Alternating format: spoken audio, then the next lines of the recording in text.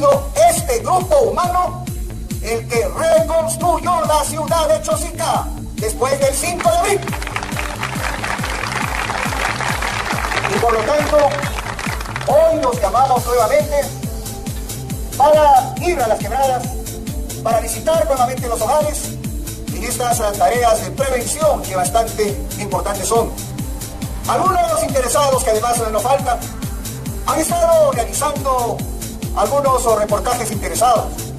Y por allí decían, el alcalde de tantos años no ha hecho nada por las quebradas. Yo me puedo pasar todo el día acá y señalar la inmensa cantidad de obras que se han hecho en las quebradas de Chosica.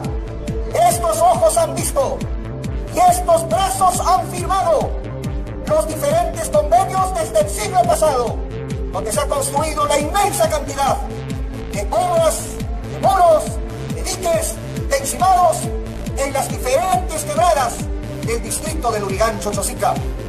Y por lo tanto, siempre ha habido la preocupación necesaria para que nuestra ciudad esté resguardada.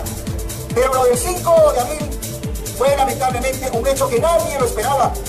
Fue una lluvia, no sé si andina o selvática, que cayó sobre nuestra ciudad, de tal manera que todo Chosica se inundó.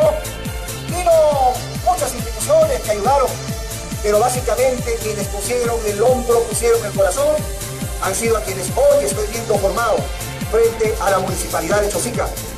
El huayco ruge, el huayco suena, el huayco dice que asusta a algunas personas, pero lo que estoy bien convencido es que ese huayco no suena más fuerte que el corazón de quienes están hoy frente a la municipalidad.